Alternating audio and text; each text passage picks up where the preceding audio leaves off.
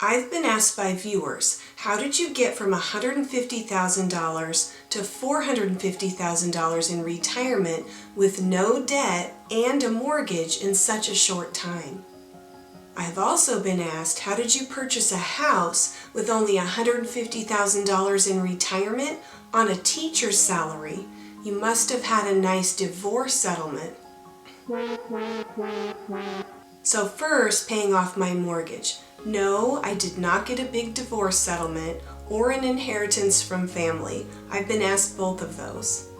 My ex-husband and I had a house together. We were both working and contributing toward the mortgage. So in the divorce, I got half the equity in our home, which was just under $100,000. I could have asked for spousal support, but I just didn't want to go that route. I bought my small house in 2016 for $200,000. This is back when the housing market was decent. I used the $98,000 I got as a down payment, so my mortgage was just a little over $100,000. I got a 15-year mortgage with a 3% interest rate. Starting in January 2020, for 4.5 years, I put an extra $1,000 a month toward my principal. I wanted to have my mortgage paid off before I retired. This was a personal decision. Lots of people retire with a mortgage. I also knew once it was paid off, I could save and invest that same amount of money that I was putting toward my house. My house was paid off in January 2024, so I've had just about 5 months without a mortgage payment. Although I do still pay about $300 a month for property taxes and insurance. Next, my retirement savings. Through my employer, I was locked into only contributing 5% toward my 401k, and there was no way I could change that. I knew that was never going to get me to retirement. So in 2017, I started by opening a small online mutual funds account, not through my work. It was a start. In 2017, I also opened a 457 deferred compensation plan through my work. I started contributing $1,000 a month pre-tax. We didn't have any Roth options through my work back then, so in 2018, I also opened a personal Roth account.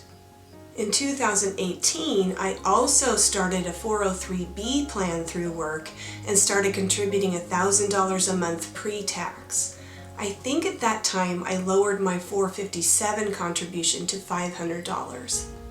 In 2022, I invested in I-bonds.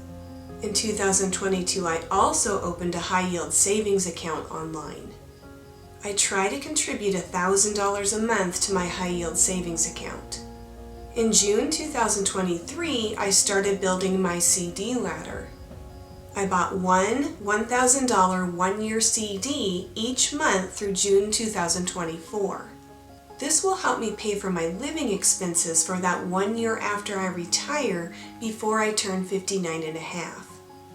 In this video, I explained how I finally got to Masters Plus 90 5 years ago. So I was finally in my highest earning years as a teacher. Any additional income I was now earning went straight into retirement and paying off my mortgage. I did not raise my living expenses at all. If anything, I started spending less. The closer I was getting to retirement, the more motivated I was to live on less and save. Back in 2017, I made the goal to retire in 7 or 8 years by living below my means. Retiring in 7 or 8 years is a lot of really disciplined, hard work. You can't just save 10 to 15% of your income and expect to retire in 8 years unless you make a ton of money. So I had about 25% of my income pulled pre-tax and put into retirement accounts. And I was investing about 35% of my net income toward retirement savings and paying off my mortgage. This has only been for about the last 7.5 years. I live very frugally. I live 1 mile from work, so I spend almost nothing on gas. I'm not at all into material possessions. Most people I know like to have nice things, and there's nothing wrong with that if you're willing to work for it. I'm just not. I value my time so much more than wealth. Rob Berger says we've been told the lie that happiness is expensive. It's definitely not. I have a couple streaming services like Netflix, but no cable.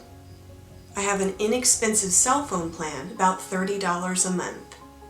Honestly, my biggest expense is probably groceries. I eat very healthy, and healthy foods are expensive. Groceries are just expensive in general now. I've had the same paid-off car for over 15 years. I use a cashback credit card, but I pay it off each month. I have a couple videos about living frugally that explain more about this. If you're interested, I'll link them below. One of the hardest things for me was to stop helping my adult children financially. They all have good jobs and make decent money. But I was still helping out more than I should. They don't watch my videos, so I can tell you this. Of course, I'll always be there for them in an emergency. But I knew it would put a big delay on my retirement if I continued helping out as much as I was. The really huge thing is this. This is it. If you look back to the beginning of 2017, when I had $150,000 in retirement, to now when I have $450,000, I didn't save that much, I grew it. That's the beauty of compound interest. I'm sharing this investment tracking spreadsheet again. Some of you are probably like, why is she sharing that same spreadsheet again? But I've been tracking my investments since the beginning of 2017. At the top of the spreadsheet, you can see the total you've invested over the years and the total you've gained. If you don't include the $150,000 I started with, I've invested $175,000 over the last 7.5 years. That's about $23,000 a year. If you add the $150,000 that I started with to the $175,000 I invested, that only equals $325,000. But the value of my accounts is $450,000. This is because I've gained $125,000 of interest and dividends over the last 7.5 years. Compound interest can make you a millionaire if you start when you're young enough. Oh, how I wish I had started sooner. Compounding happens when the earnings on your savings are reinvested and generate their own earnings. The sooner you start saving and investing for retirement, the more time you'll have to take advantage of compounding. Growing up, I had very frugal parents. They were born during the Great Depression. My mom especially grew up poor. My parents taught me valuable lessons about saving money. I watched them live on a tight budget. This is just how I was raised. Most people think financial independence requires a high net worth. Financial independence is achievable at lower income levels too. Studies show that in some ways it's actually easier to reach financial independence if you're middle income level.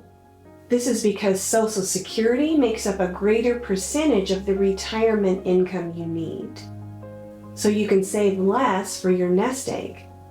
I'm not positive if I agree completely, but I do get what they're saying.